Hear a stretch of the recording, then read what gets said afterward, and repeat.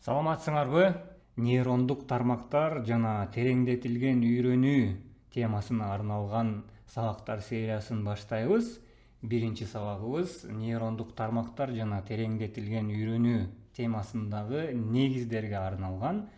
Мындан алдын жасалма интеллект темасына токтолгонбуз. Жасалма интеллект темасында сабактар сериясында дагы бир сабагыбыз өзгөчө нейрондук тармактарга арналган. Андан кийин машинанын үйрөнүүсүндө дагы өзүнчө нейрондук тармактарга өзүнчө токтолгонбуз. Мынчалык көп бул темага токтолгонубуздун бир себеби бар. Анткени нейрондук тармактар жана тереңдетилген үйрөнүү азыркы учурда жасалма интеллект жана машинанын үйрөнүүсүнүн негизги блогун түзөт. Ушул технологиялардын натыйжасында машинанын үйрөнүүсү жана жасалма интеллект кадимки бир натыйжага биздин жашоонун нугун өзгөрткөн, таасирин тийгизген натыйжаларды берилгени ушул технологияларга байланыштуу болуп жатат. Андыктан бул теманы тереңирээк талдаш үчүн атайын бир сабактар сериясын баштатып жатабыз. Андыктан биринчи сабагыбыз ушул негиздерине арналган. Кайталап кетелик, жасалма интеллект түшүнүгүнүн негизги блогун машинанын үйрөнүүсү түзөт. Башкача айтканда, машинанын үйрөнүүсү бул жасалма интеллекттин ичиндеги бир тема. Анан бул машинанын үйрөнүүсүнүн темасынын ичинде тереңдетилген үйрөнүүсү темасы камтылган. Ошол тереңдетилген үйрөнүүнүн бир ыкмасы болсо, бул нейрондук тармактар болуп саналат. Андыктан бул аталыштар же терминологиялардын баардыгы негизи ушу компьютер жаатында, маалымат технологиялары жаатында жасалма интеллект темасына арналган жана ошол жасалма интеллект түшүнүгүнүн чөйрөсүндөгү түшүнүктөр десек дагы болот. Мындан алдыңкы сабактарыбызда бул графикага токтолдук эле, бирок дагы бир жолу эске салып кетүү менин оюмча пайдалуу эле болот болуш керек. Бир аз тарыхына токтоло турган болсок, жасалма интеллект негизи 1950-жылдары биз түшүнгөндөй, эми компьютер тармагындагы жасалма интеллект десек болот. Нөлдөрдүн жана бирлердин ошондо адам интеллектинин имитациялоосу 1950-жылдары негизи концепция катары ортого чыгарат. Бирок тилекке каршы ошол убакыттардагы балким компьютерлердин маалыматты эсептөө күчү жетишсиз болгондуктан бул тема ошол концепция эле бойдон калат. Анан кийинчерээк 80-жылдары жасалма интеллектти бир аз дагы болсо алдыга жылгыза турчу жаңы түшүнүктөр, ошондой эксперттик системалар, бүдөмүк логика сымал жаңы түшүнүктөр пайда болот дагы. Жасалма интеллекттин ичинде машинанын үйрөнүүсү деген жаңы бир тренд, тема пайда болот. Ушул машинанын үйрөнүүсүнүн негизинде жасалма интеллект өнүгөт, өрчүйт. Анан акыркы мезгилдерде өзгөчө жасалма интеллекттин биздин жашообузга толугу менен кирип, биздин жашообузга таасирин тийгизип аткан учуру бул тереңдетилген үйрөнүү. Ошол тереңдетилген үйрөнүүнүн ичинде өзгөчө нейрондук тармактарга байланыштуу десек болот. Бул эми 2010-жылдардан бери ошол жашообуздун ичинде кеңири тараган. Азыркы учурда бул технология ар кайсы тармактарда колдонулуп, жакшы жыйынтыктарга жетип жатабыз десек болот. Нейрондук тармактардын эң эле классикалык түрүн бул жакта, башкача айтканда, классикалык түрдөн деген визуалдаштырылган түрүн көрүп турасыздар. Албетте нейрондук тармактар иштөө принциби бул жакта камтылган, бирок ушул схема боюнча иштейт десек болот. Бул эми схемага түшүрүлгөн варианты десек болот. Андыктан бул жакта сызыкчалар менен, стрелкалар менен, ошол айлампалар менен ортодо ар кайсы түшүнүктөр берилгенге аракет кылынган. Жалпы нейрондук тармактар кантип иштейт тууралуу бир кагаз бетине же болбосо көз менен түшүнө тургандай бир деңгээлге алып келүү аракети десек болот. Нейрон тармактарында маалыматтын кирилген жагы болот, кириш тарабы дейбиз, input. Андан маалымат киргенден кийин ошол маалыматты иштетүүчү ортодо катмарлар болот, layers дейбиз англис тилинде. Бул эми layer'стардын өзгөчө катмарлардын санына байланыштуу анан биз тереңдетилген же болбосо тайкы нейрондук тармак дейбиз. Катмарлардын саны албетте бир ошо иштөө процессинин тереңдигин белгилеген негизги фактор. Эң алгачкы чыккан нейрондук тармактар ушундай 3 жана 4 эле катмарлардан турган болсо, акыркы мезгилдердеги нейрондук тармактар 1000 катмарга чейин жетүүдө. Анан 1000 катмар бир катмардан бир катмарга маалымат өткөрүлүшү абдан зор эсептөө процесстерин натыйжасында жүргөндүктөн ошол 1000 катмардын ичинде эсептөө процесси кыйлай эле комплекстүү татаал функциялардын аткарылышына дуушар болот. Андыктан ошо тереңдетилген үйрөнүү деп аталып калганын себеби deep, англис тилинде deep терең деген ошол катмарлардын тереңдиги, катмарлардын саны бизге ошол тармакта нейрондук тармактын тереңдигин баса белгилеген функциялар десек болот. Анан ошол катмарлардын натыйжасында иштелип чыккан маалымат кийин бизге бир жыйынтык катары бизге ушул функциялардын натыйжасында бир жыйынтык берет. Ушул жыйынтык бөлүмүн output дейбиз. Бизге ошо керек болгон жагы десек дагы туура болсо керек. Ушул маалыматтын натыйжасында анан биз бир кандайдыр бир чечим чыгарабыз, же болбосо ушул нейрондук тармактарыбыздын туура иштеп же иштебегенин контролдойбуз десек дагы болот. Эң эле тереңдетилген үйрөнүү модельдерин, эми терең үйрөнүү модельдери дебедикпи? Ушул терең үйрөнүү модельдерине токтолгонго аракет кылалы. Канчалык терең? Акыркы мезгилдерде ошо 2010-жылдардан бери нейрондук тармактар көп колдонулуп келет дедик. Ошол эң ири тереңдетилген үйрөнүү модельдери 2015-жылдары чоң модельдер ортого чыгып баштады. Көлөмдүү модель десек туурараак болот болуш керек. Көлөмдүү модельдер ортого чыгып баштады. Сиздер бул жакта көрүп тургандай, жылы жана сол тарапта болсо ошол модельдин ичинде канча миллиард же болбосо канча миллион параметр камтылганы 2018 жылдын баштарында Elmo деген бир чоң модель бар эле. Бул тилди иштетүү, табигый түрдө тилди иштетүү модельдери NLP, башкача айтканда адамдын тилин компьютер тарабынан түшүнүү деңгээлин ортого чыгаруу аракети десек болот. Elmo 94 миллион параметрден турган бир модель эле. Кийин көп өтпөй эле ошол эле жылы 2019-жылга өтө электе эле 340 миллион параметр менен BERT Large деген бир модель чыгат. 2 айдан кийин эле бул тармакта атаандаштык кызуу жүрүп жатат. Акыркы мезгилдерде Мен деген компаниялар өзгөчө табигый тилди иштетүү жаатында көп иштерди аткарып келатат. Аларды табигый тилди иштетүү анткени жасалма интеллекттин негизин түзөт. Өзгөчө жасалма интеллект сабактар сериябызда табигый тилди иштетүүгө арналган сабагыбыз бар. Аны дагы көрүп коюңуздарды сунуштайбыз. GPT-2 деген модель 2019-жылдын баштарында ортого чыгат. 1,5 миллиард параметр деген ошол ичинде камтылган маалыматтын көлөмү. Кийин Megatron чыкты, Microsoft компаниясы тарабынан. Бул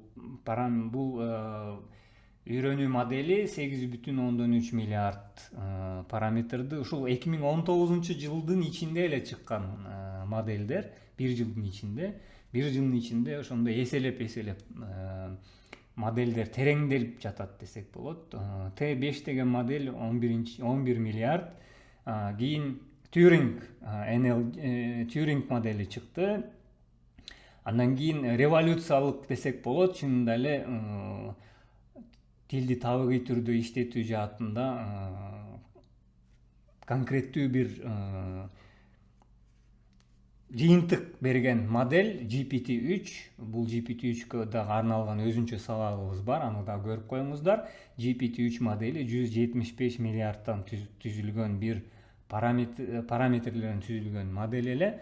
Megatron Turing ошол быйыл 2022 жыл баштала электен алдын Nvidia жана Microsoft компаниялары тарабынан анонсу болуп, мына биз 2022 жылы июнь айында мунун жыйынтыгын көрсөтөбүз деп Megatron Turing NLG деген модель иштелип чыкты. 530 миллиард параметрден турган. Бул жакта негизги максат бул эми тереңдетилген үйрөнүү модельдер канчалык деңгээлде убакыт өткөн сайын тереңдеп жатат. Тереңдетилген сайын албетте биздин адамдын иштеген интеллектине эң жакын интеллекти ортого чыгаруу максаты коюлган десек болот. Анткени негизи нейрондук тармактар бул адамдын мээсиндеги нейрондордун имитациялануусу процесси десек да болот.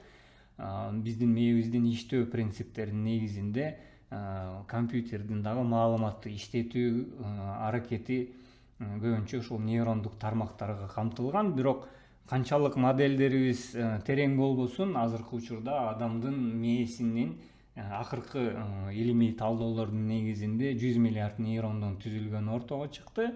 1 квадриллион, бул эми квадриллион санын дагы элестетип билиш керек. Кыйла көп көлөмдүү бир сан. 1 квадриллион синапсыбыз бар, башкача айтканда 1 квадриллион параметр бар десек дагы болот. Ошол бир нейрондо орточо 10.000 синапс болот. 1 квадриллион саны деген ошол 100 миллиардты 10.000ге көбөйтүлгөн кези десек дагы туура болот. Анан эми адамдын мээсин имитациялоо аракети жүргөн соң, ошо нейрондук тармактар деп аталган соң, келиңиздер эми биргеликте адамдын мээсиндеги нейрондордун анатомиялык түзүлүшүн айтып берген бир кыскача бир видео бар. Ошону биргеликте көрөлүк, анан теманы дагы улантабыз. Анда эмесе сабагыбызды видеоролик менен уланталык.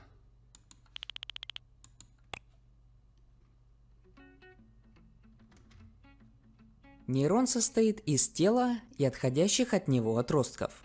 Тело содержит ядро и стандартный для эукариотической клетки набор органелл. Скопление тел нейронов в центральной нервной системе называется ядро, а в периферической – узел или ганглий. Эти скопления имеют серый цвет, поэтому то самое серое вещество – это не что иное, как тела нейронов. Первый тип отростков нейрона – это дендриты. Они короткие и используются для получения входящих импульсов от других нейронов. Второй тип отростков – это аксон. Он длинный и используется для передачи импульса на другие нейроны. Отростки имеют белый цвет, поэтому белое вещество – это скопление нейрональных отростков. В зависимости от расположения нейрона количество отростков может меняться.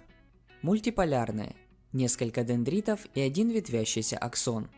Биполярные – один большой дендрит и один аксон. Униполярные – только один отросток. По мнению многих ученых, у взрослого человека не встречаются, а присутствуют только в эмбриогенезе. Псевдоуниполярные – от тела отходит только один отросток, который сразу же делится Т-образно. При этом одна часть выполняет функцию аксона, а другая – дендрита. Безаксонные – множество отростков, но аксон настолько короткий, что его нельзя отличить от дендритов. В зависимости от расположения в рефлекторной дуге, нейроны могут быть афферентные или чувствительные, ассоциативные или вставочные или интернейроны, и эфферентные или двигательные или мотонейроны. Начальная часть аксона имеет небольшое возвышение и называется аксонный холмик. Это своеобразная пусковая зона, в которую сходятся сигналы от дендритов и перенаправляются в аксон. Заканчивается отросток одним или несколькими синаптическими окончаниями. Каждое окончание входит в состав синапса. Это такое образование, с помощью которого нервные клетки контактируют между собой, то есть передают нервный импульс. У нас в Инстаграме регулярно выходят небольшие посты о различных заболеваниях. А в Телеграм-канале мы делимся самой полезной медицинской литературой. Рекомендуем подписаться. В зависимости от того, какие части клеток контактируют, синапс может быть аксоаксональный, аксодендритический и аксосоматический. Также нейрон может контактировать с мышцей, нейромышечный синапс, и железой, нейрогландулярный синапс.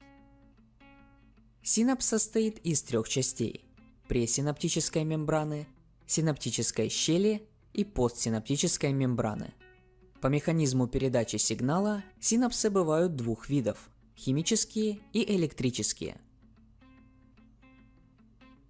Передача нервного импульса осуществляется с помощью специальных химических веществ – нейромедиаторов. Они содержатся в синаптических пузырьках и выделяются в синаптическую щель под влиянием полученного нервного импульса. Затем рецепторы на постсинаптической мембране захватывают этот медиатор. Заряд мембраны изменяется, и нервный импульс следует дальше, на следующий нейрон. По химическому синапсу импульс может проходить только в одну сторону. В зависимости от нейромедиатора синапсы могут быть холинергические, адренергические, серотонинергические и другие. Благодаря очень плотному примыканию мембран импульс передается с одного нейрона на другой напрямую, без участия химических веществ. Такие синапсы образуются в местах, где тела нейронов прилегают друг к другу. По электрическому синапсу импульс может проходить в обе стороны. Некоторые аксоны покрыты миелиновой оболочкой. Это своеобразный липидно-белковый футляр, который ограничивает нервный импульс, не позволяя ему распространяться за пределы аксона. Но, как мы видим, отросток покрыт миелином не полностью. Свободные участки называются перехваты Ранвье. В них находится большое количество ионных каналов. Такая особенность позволяет импульсу как бы перескакивать с одного миелинизированного сегмента на другой, что в несколько раз увеличивает скорость проведения сигнала. Миелиновая оболочка в центральной нервной системе образована олигодендроцитами, а в периферической – швановскими клетками. Подробнее о миелинизации смотрите в ролике «Нейроглия». Цитоплазма нейрона содержит субстанцию Нисля или тигроидное вещество. Оно представляет собой очень развитую гранулярную эндоплазматическую сеть, которая ответственна за синтез белка. Субстанция Нисля содержится в теле и в дендритах, но отсутствует в аксонах. Цитоскелет нейронов образован тремя основными элементами – микротрубочками, нейрофиламентами и микрофиламентами. Все они по большей части выполняют каркасную функцию, то есть поддерживают форму клетки. Кроме того, микрофиламенты участвуют в регенерации поврежденных отростков, а микротрубочки обеспечивают аксональный транспорт. Он бывает двух видов. Антероградные, когда по аксону вещества переносятся из тела нейрона в синаптическое окончание, и ретроградные, когда вещества возвращаются обратно из синаптического окончания в тело нейрона. Кроме того, ретроградно могут переноситься вирусы полиомиелита, бешенства и герпеса, а также токсины бактерий, вызывающих столбняк. Нейрондук тармактар жана тереңдетилген үйрөнүүнүн негиздерине арналган сабагыбызды жыйынтыктайбыз. Кийинки сабактарда көрүшкөнчө.